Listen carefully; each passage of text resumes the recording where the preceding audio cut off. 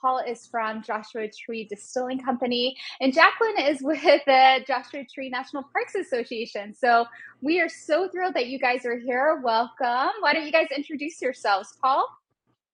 Sure, yeah, I'm Paul Chakalian. I'm the founder and owner of Joshua Tree Distilling Company, and excited to be here, especially with our partner, Jacqueline.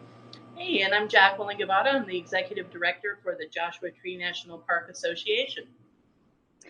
That's amazing. Well, so this is such an interesting partnership that you two have together, having a distilling company and then somebody who's very closely related to a national park and is like very involved with helping the national park. So, how did you guys, start that partnership? How did you start come together for this? I can start that off. So, Paul Yeah. approached us probably about a year ago and just said that he was really interested in giving back to the community. And Paul, I'm speaking for you here, but kind of being a new business and new to the community, but it- very interested in giving back in the park and everything it means to us. We're a very close knit community in Joshua Tree and very, of course, proud of and in love with our park. And so when Paul reached out, it just seemed natural, and I was very honored that he chose us and was interested in giving back. Thanks. Yeah, for my part, I think that's accurate. I have a background in environmental science, and I've been an avid hiker and backpacker for almost over a decade. And I've had family out in the Josh Tree area for about 20 years, but wasn't myself a resident. And when I decided to start Joshua Tree Distilling Company, I knew how important it was to be connected to the community and to support the organizations and the people who have lived here for decades. Joshua Tree is a really, really fun and cool and exciting place to visit, which Jacqueline can talk more about. But we have fewer than 100,000 year-round residents in Wow. the immediate communities surrounding the park, and we have over 3 million annual visitors. So that difference between the tourism and the year-round residents creates dynamics that are exciting, but can also be challenges to adapt to for local residents. And during the pandemic, there was a huge spike in tourism, and even before, actually, with the advent of streaming platforms like the one we're using and Instagram and social media, tourism went from under a million a year to over 2 million, then over 3 million in half a decade.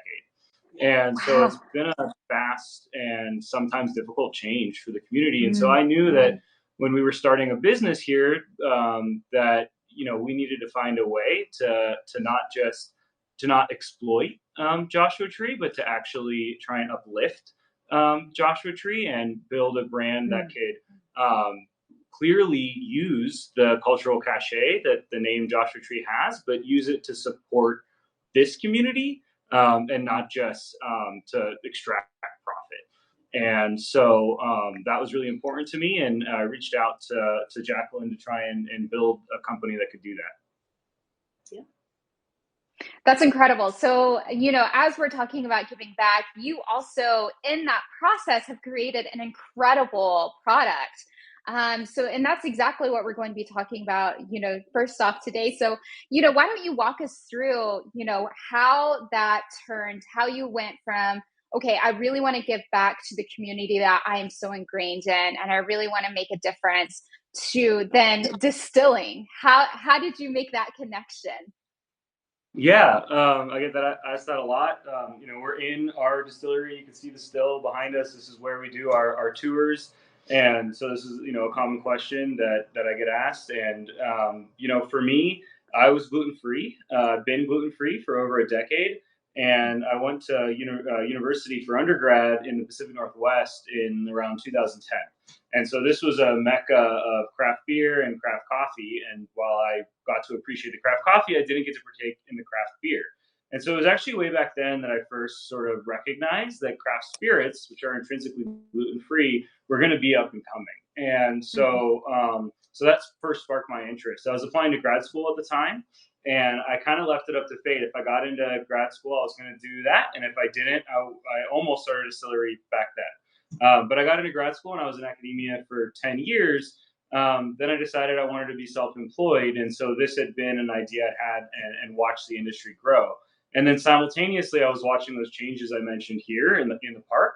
And so combining what had been a business interest of mine and also a hobby of mine. I learned how to craft distill while in grad school. I was doing it at home in one of only two states where it's legal to home distill, Arizona and Missouri. And so just combining that business interest, the craft and hobby interest, the dietary interest, and then the location, and just all those things kind of came together. That's incredible. Well, why don't we talk about, your whiskey first off? So I think a lot of people, there's kind of a misconception that whiskey can't be gluten free. And so with you, you're saying whiskey can, because of the distillation process, be gluten free. Is that what I'm hearing? That's right. I always tell our customers you should do what you're comfortable doing. We are a Hmm. tiny business. There's 6 of us who work here. We've been open a little over a year. We have not gone through the process to get this certified gluten free. It is not certified gluten free. So make your own choices. But what I could say as a scientist is that the likelihood that gluten, which is a protein, would make it through the distillation process is close to zero. It would be incredibly improbable that a protein would be able to evaporate, follow the vapor all the way through multiple distillations and make it into that final condensed distillate. So, as someone who's been gluten free for over a decade, I will drink any spirit as long as there's been nothing added to it, that might contain gluten.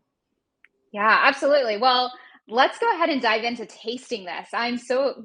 We've had this. This has been in my bar for a little bit now, for a few months now. We had a tasting earlier this year, and so I'm really excited that we get to share this with everyone because we had an internal tasting for Reserve Bar, and now we get to share it with the whole world. So why don't we talk about Lost Horse?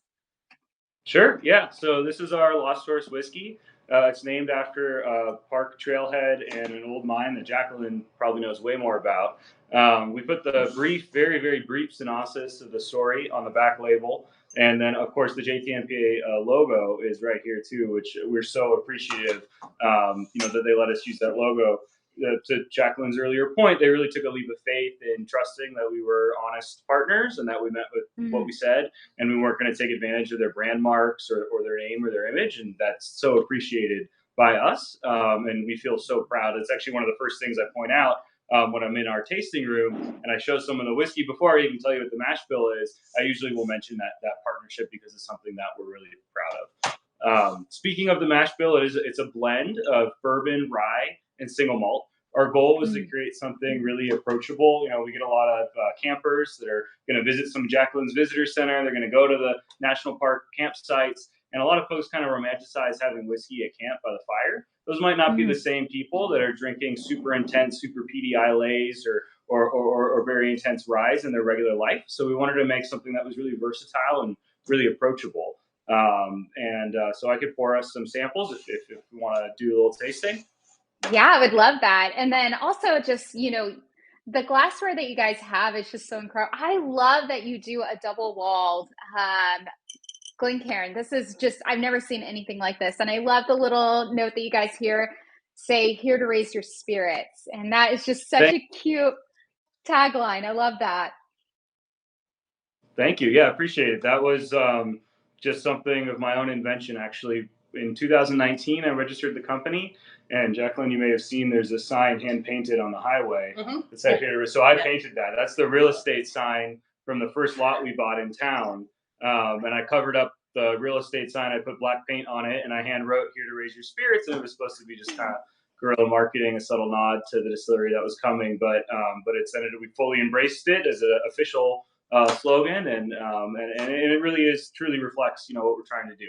We want to raise people's spirits not just by getting your buzz on, but also by providing a space for the community to come. We have a free EV charger that is just a community service. We hang art in our tasting room. We don't take any commission from the artists. Give the programs like JTMPA. So in any way we could think of, we try and be just a positive force in our community. That's incredible. So why don't we go ahead and dive into tasting this? So Cheers. cheers. Cheers. Mm. So I've This is tasted so this a good. million times. I'd love to Yeah. hear your thoughts. Oh my goodness. Yeah. So on the nose, like you are getting that like caramel vanilla sweetness that you would kind of expect, but also just that kick of rye, that little pepper at the end. And then as I'm tasting it, okay, this is going to be a weird tasting note, but as I'm tasting it, this time, I am kind of getting like a green chili note, like hatch chilies from New Mexico, which is kind of weird, like kind of like an herbaceous undertone. Now, Jacqueline, I know you're not the biggest whiskey fan, so no need to lie for us. But what's your takeaway? This one I like, and I have a sweet tooth that doesn't end, and I get that sweet kind of vanilla undertone and that little kick. And I also like what you said, Paul, that this is approachable. This feels approachable to me. This doesn't feel like something that I'm afraid to drink. I'm afraid to try. And I don't have a lot of experience with drinking whiskey. And so I think that's very important. It's very important in everything we do in the park that we're. And I think that this just carries on that spirit. Sorry, pun intended. Pun intended. But yeah, I think it's tasty. Thank you. Yeah. I love it. To be totally honest, the way we came about releasing Lost Horse as a product was because whiskey is what I drink at night if I'm going to have a nightcap. The business plan for this business did not include a whiskey. And after a few months of owning it, I felt really dumb buying whiskey at the store. So I decided to figure out how we can make it ourselves. And it was a really fun process. And so what we do, because we're so new, we haven't been open long enough to have aged this ourselves. So this is a blend. You can kind of think of it like a red wine blend, but it's still something that we made with a lot of care and attention. And so we spent several months ordering samples of different mash bills and different vintages from different distilleries, mostly in Indiana and Kentucky. And that was a really fun period. It was before our doors were actually open, so we had a lot of time for R&D. And we would use graduated beakers, and we had these big decision trees. And, we try different ratios, and it's like, okay, if we like this, we can keep moving down the branch. But if we don't like this, we could eliminate whole branch of the tree. So we were very methodical about how we went through it. And we always had that goal of approachability in mind. Speaking to where we are in the park, we've only been open a little over a year. And I could tell you that we've had customers from just about every state in the country, plus at least 20 to 25 nations.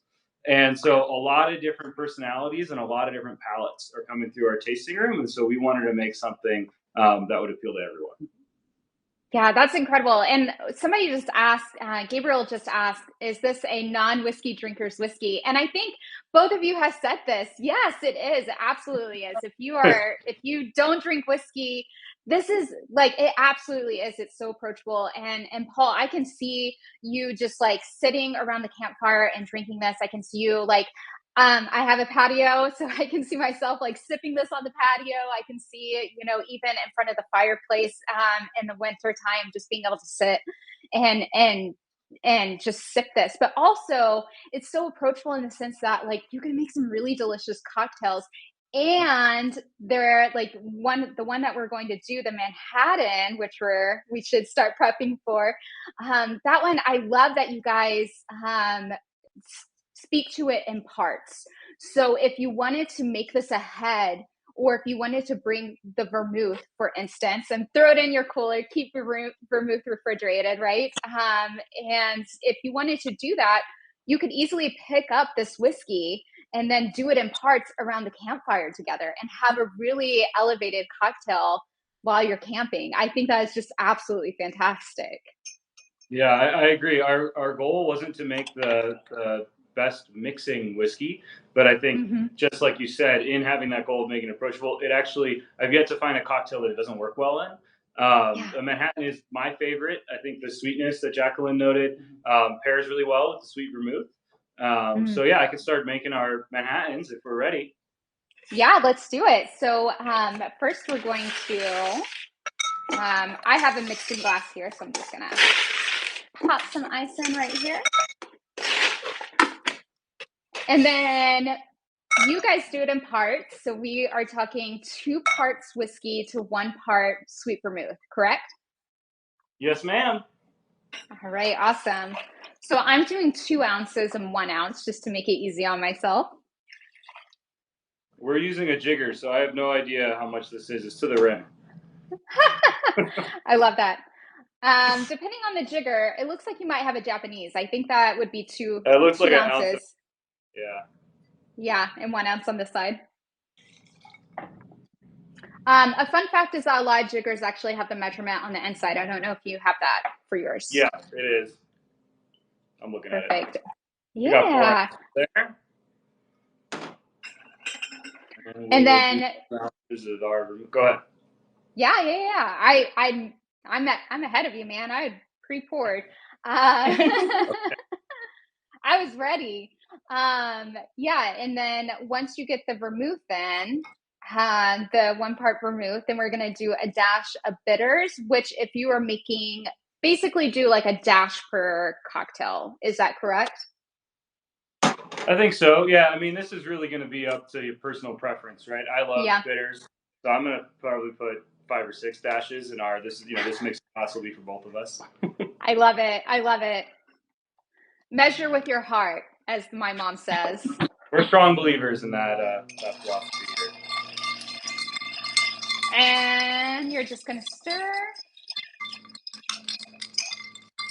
And the great thing is that you can make this in your Stanley insulated mug if you're camping. You sure True. could. You sure could. Stir over ice and then pour into your glass. And then I also measure my cherries with my heart. And today I'm a 2 cherry kind of gal. I think that's completely allowed.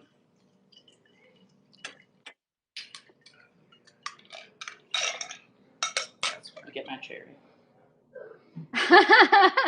That's right, Jacqueline. Don't forget my That's right. cherry. I mean, the sweet tooth is strong. All right, a Manhattan. Well, cheers. Cheers. Cheers. Mm, my goodness, this is one of my favorite Manhattans, I have to say. Yeah. I like that. So good. The key is to use a good sweet vermouth. Mm-hmm. It's not something we make yet, but it does make a big difference. Today we're using Carpano. My favorite is actually Dolan, to throw some free advertising their way. But yeah, if you use a cheap bottom shelf vermouth, you're not really gonna enjoy your Manhattan. Yeah, and then I am a big believer of putting your vermouth in the fridge. That helps keep it from oxidizing too fast. So once you open that bottle of vermouth, throw it in the fridge and keep it there, and you'll last a lot longer than if you have it on the shelf. I might argue that you must keep it in the fridge, especially if you're in Southern California or anywhere in the Southwest. Yeah, or in Texas, Oklahoma, somewhere in the South where it gets really, really hot. Yep, for sure. I have a Um, personal theory that part of the reason a lot of millennials don't really understand vermouth or don't really use a lot of vermouth is because the only vermouth they ever knew was the Martini and Rossi bottle that was opened 10 years ago by their baby boomer parents and sitting on a room temperature shelf that whole time, which is like hardly, barely even fit for human consumption at that point. But a lot of yeah, us didn't know that when we were 23, first learning how to make cocktails. I remember that. So, yeah. yeah, I remember that bottle. makes a big difference. Yep, it does. And the big thing with vermouth is that it's a fortified wine. So when you think about it in that term, then oh yeah, it makes sense. Just like if you open a bottle of wine, it does have a shelf life after you open it. It's the same thing with this. But going back to like your products, somebody mentioned this in the comments, and I think it is like really key for us to note. You guys are award winning. So, like your Black Hole Vodka, it was a gold winner. Is that correct for That's the right. world's? Yeah. Our Black Hole Vodka won a gold in the 2022 San Francisco World Spirits Competition.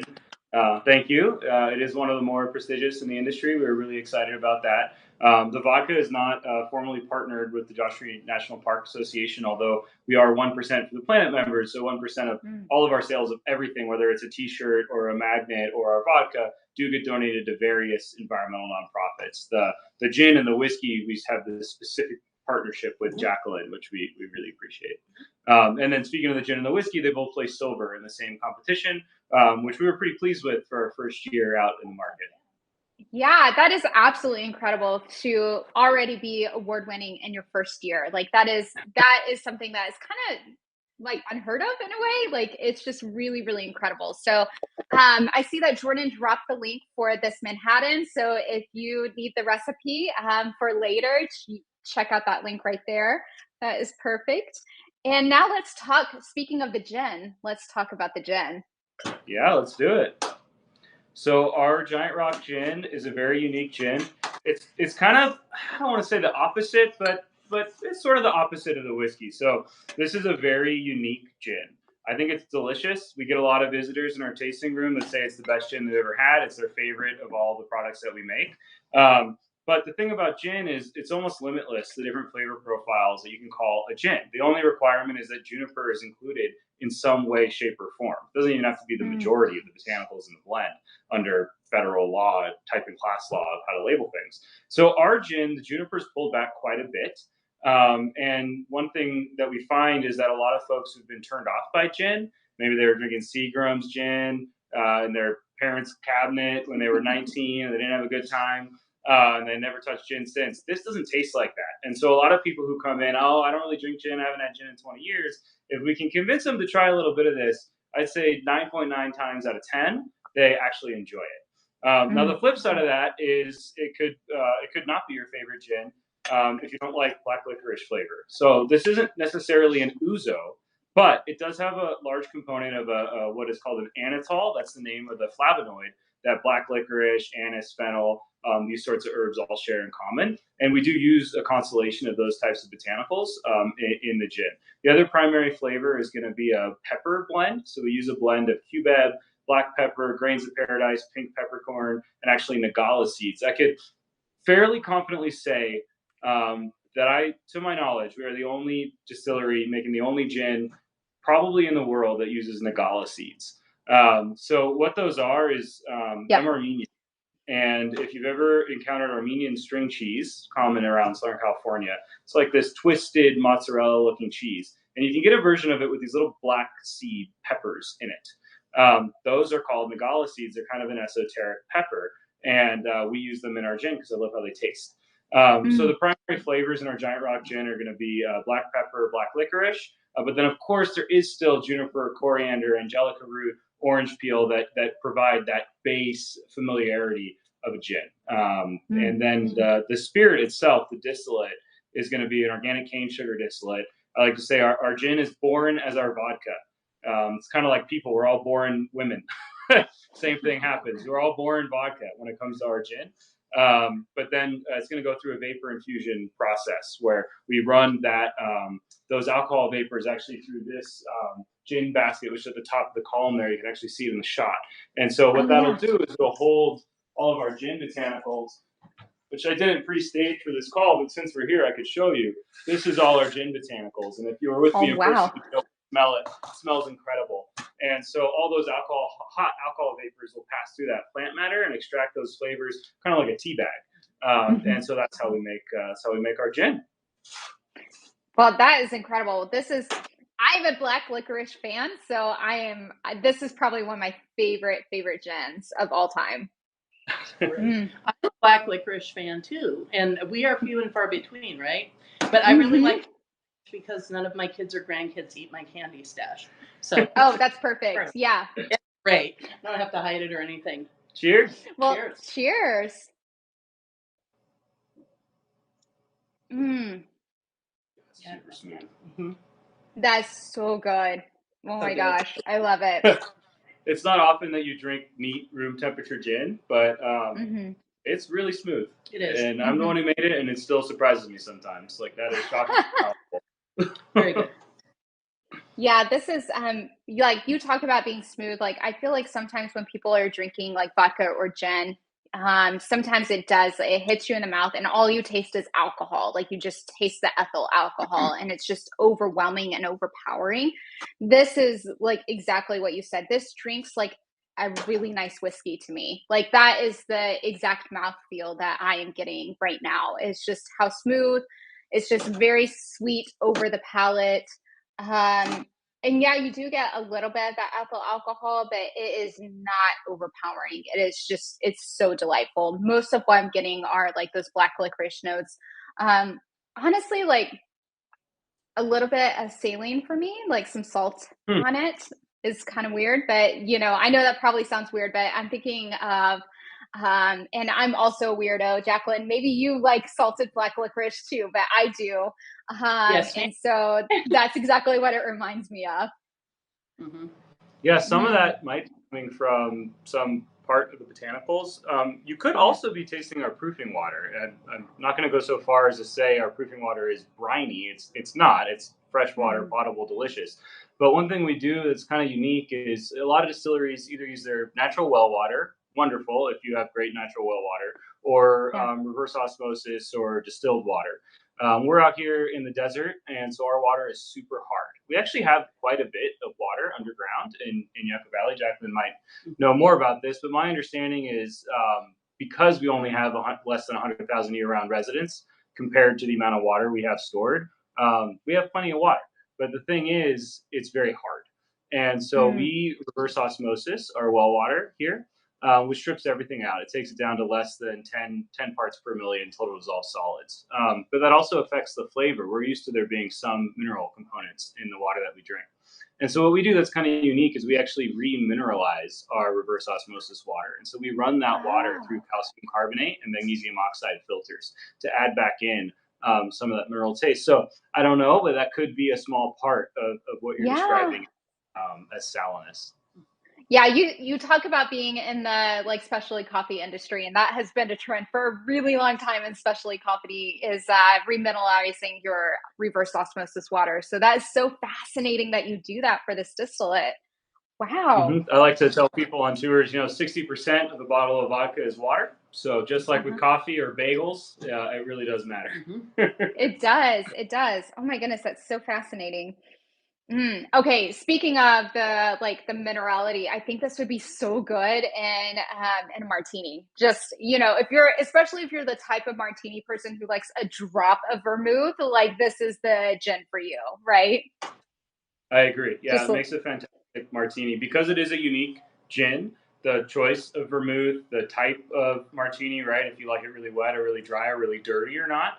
I have experienced uh, renditions of a martini where I can just be honest. Giant Rock, maybe not my first choice for that specific style of martini, but I think that if you want to make something that really stands out and is really unique and incredible, you have to sacrifice some of that versatility that the whiskey has. And so, one thing that's really mm, fun to do with this gin because it's so unique is try different cocktails. What does it taste like in an aviation? What does it taste like in a French 75?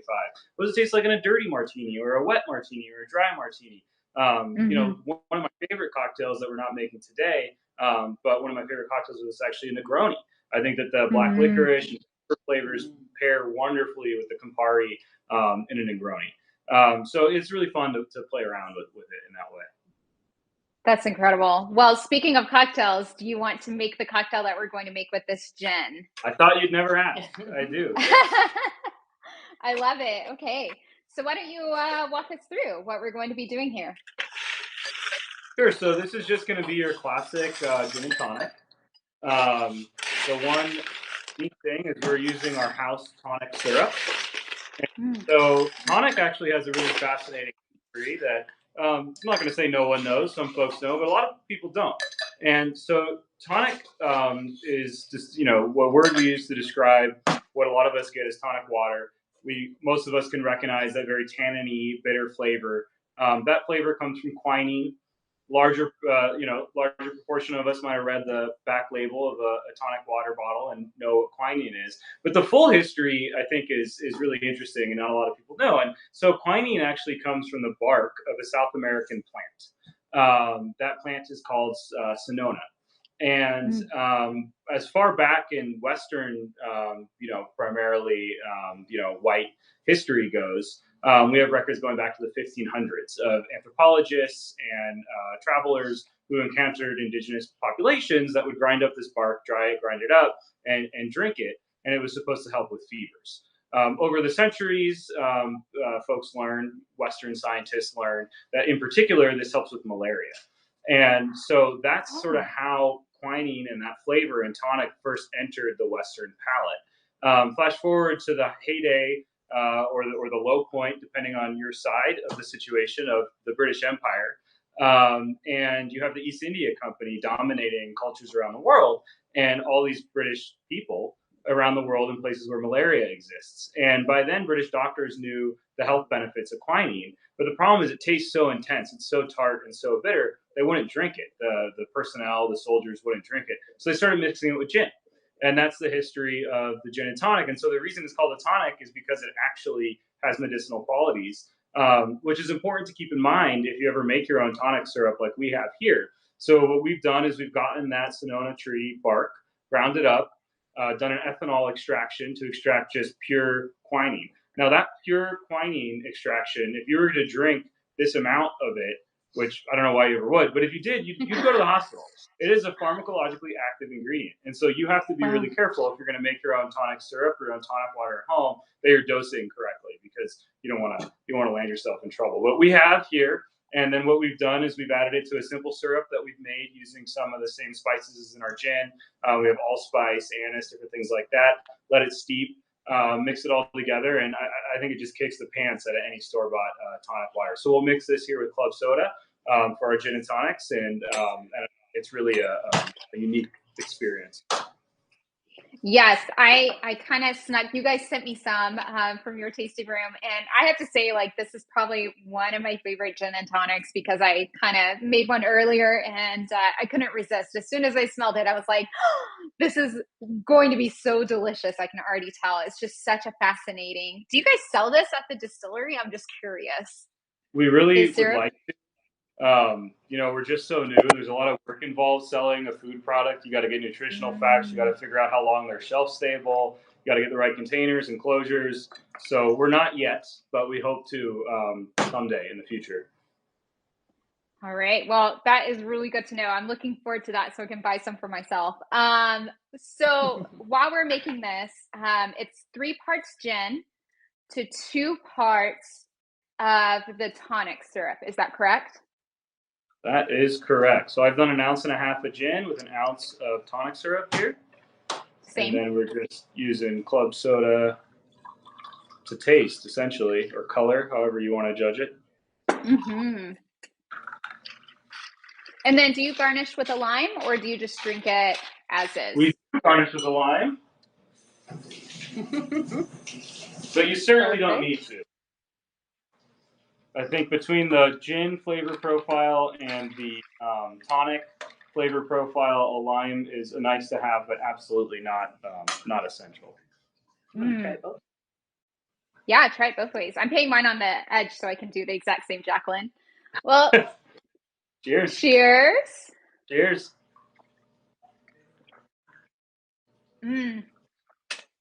That's so good. Oh my goodness. I love this so much. This is going to be my summer staple. I can already tell. One thing that's fun too is if you could make your own version of this tonic syrup at home. And if you do, it's good just with club soda. You can call it a mocktail, or you can just call it a soft drink, or a good thing to put in your mouth. But it is really delicious even on its own. That's incredible. Well, Jacqueline, I do have to ask though. So we've been talking all about these products, but can you share more about your role as executive director of the Joshua Tree National Park Association and how you guys work together with Paul and his team? Sure. So it's my delight to be the executive director of the association. What we do is we provide what's called aid to the park. That can be cash aid or in-kind aid, and we do that through a variety of different departments. We operate the visitor centers and park stores for the park, and some of those revenues come in from retail, from when people come out, they need water, they need shirts and hats, or things to help them remember the magic that is Joshua Tree. And so that's a great component of it. We've also recently ventured into fundraising because the park is a government entity. There are certain parameters around what different pools of monies can be used for or not. And so our retail funds can only be used for certain projects. But as we're now, as I said, venturing into fundraising, those monies can be used for a much wider array of things. And so this partnership is fantastic in many ways. First of all, we get more community eyes on us and outside the community. I mean, look what we're doing now. Our logo's on the bottles. We have these wonderful opportunities. Paul's a great guy, so it's just nice to have partners that you get along so well with. But so we Yeah. have that kind of helps get the word out about who we are and what we do. People know Joshua Tree, but they don't know the association, right? And so that Mhm. really helps. Paul and his company donate funds to us on behalf of the park, and we're able to fund projects with those funds. For Mm. instance, we've recently had a lot of rain, and we've had a lot of rain all season, actually, and we're seeing some different types of blooms happening in the park. It's not a super bloom. It's not what we call the S word, but we're seeing some early blooms and some different types of things. So we're able to take some of the money that Paul and partners like him send in and go out and collect some seeds right now while the bloom is happening. It's a very short window. And so we're able Mm. to fund those kinds of things. We're able to fund bighorn research. The bighorn population in the park is 10% of what it was 100 years ago or so. Mm. And that's terrible. I could go Mhm. on for hours about that, but I won't. But so the monies that we help raise through partnerships like this go to fund specific research programs. And we have a bighorn collaring program, which involved a helicopter and getting the bighorn. And of course, the scientists did all this, putting tracking collars on them. But now the researchers are able to track movements to things like water for the Mm. bighorn within the park so that we can adjust our human interaction and human traffic. So we've been able to Mm. close off trails because we know the bighorn go there in the summer to get their drink, and we don't want people interacting with them in a negative way. So all these things are made possible through partnerships like this. So Mm. it's great. It's a wonderful product, and in the end, it makes a real legacy difference for the park. It's wildlife, it's flora, and our visitors as well. So we're very, very grateful. Thanks. We're grateful that you guys exist. Thank And you. yeah, I mean, like I said at the top, we feel very, very lucky and fortunate and appreciative that Jacqueline was willing to take a chance on us. And we just every day try and honor that and keep making delicious spirits, but also keep doing everything we can to have a good impact in our community. Mm. Yes. Well, that's incredible. And speaking of making good spirits, delicious spirits, you currently have the three expressions that we've talked about: the vodka, the gin, the whiskey. Do you have anything that is coming down the pipeline that you can share about? Yeah, we do. I don't have any props, visual props, unfortunately, but we have an agave spirit that I'm really excited for. So agaves grow naturally in this area, and we actually were on the precipice of releasing a agave spirit made from nectar. So we've made multiple fermentations, run multiple distillations. I recently got married. I gave out, don't tell the Fed, I gave out some of this to my guests. It's satire, obviously.